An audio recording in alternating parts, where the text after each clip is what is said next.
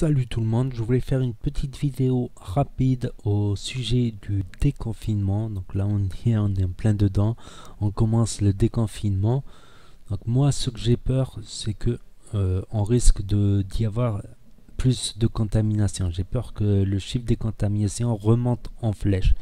Ça c'est clair et net. Alors qu'est-ce que j'ai fait? Je suis allé, j'ai fait un stock de pâtes et je m'isole à la maison. Non, je rigole, je peux sortir, mais ça va être plus rare qu'avant, pas pour rien, etc., etc. Je suis bien à la maison, j'ai internet, j'ai mes réseaux sociaux, YouTube, Facebook, Snapchat, surtout Snapchat, YouTube, etc.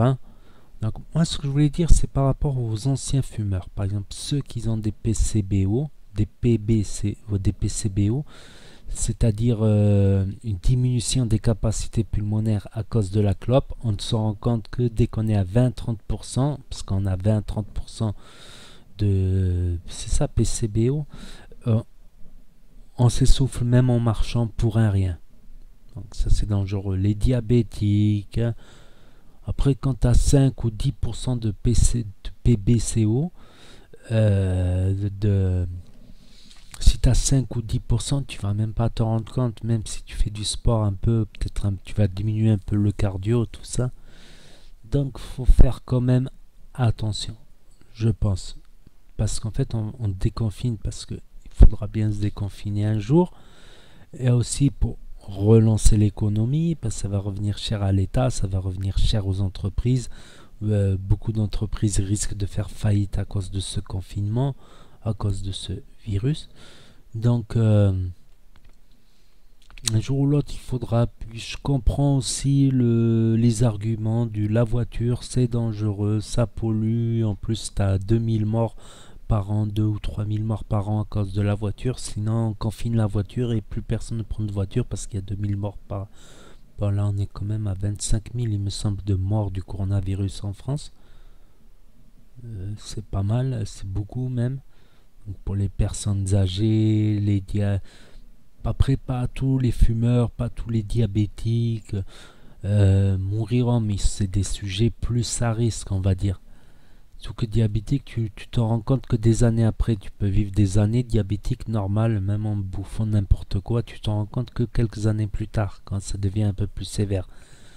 Donc après j'ai fait une vidéo pour expliquer que la cigarette ou la nicotine, c'est pas forcément un barrage.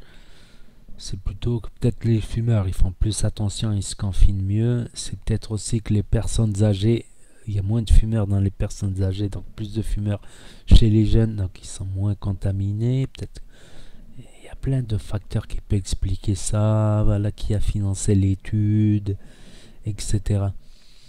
Voilà, c'est juste une vidéo pour dire les personnes à risque, attention quand même de ce déconfinement. Bon, il n'y aura pas les restos d'ouvert, tout ça, pas avant fin juin ou mi-juin, on verra au fur et à mesure comment ça passe. Déjà, passons un mois de déconfinement et regardons les chiffres et on verra. Voilà, c'est ce que j'avais à dire. Comme je sais que sur ma chaîne, il y a beaucoup d'anciens fumeurs. Voilà, restez quand même vigilants, les fumeurs. On a les poumons abîmés. C'est pas en 5 ans, en 10 ans que nos poumons vont se régénérer. Malheureusement, ça met beaucoup plus de temps que ça. Voilà, c'est juste un petit mot que j'avais à dire là-dessus sur le déconfinement. Donc prenez tous soin de vous. En tout cas, voilà les sujets plus à risque. Faites encore attention. Sortez, mais gardez des distances de sécurité. Tout ça, vous connaissez l'histoire. Voilà, je vais pas le répéter non plus. Voilà, donc n'hésitez pas à me dire ce que vous en pensez du déconfinement dans les commentaires, à mettre un pouce bleu, à partager, à vous abonner, à cliquer sur la cloche. Et je vous dis à très bientôt les amis, les potos, pour de nouvelles vidéos, revues et tutos. Tchuss, c'était Nas, merci d'avoir regardé.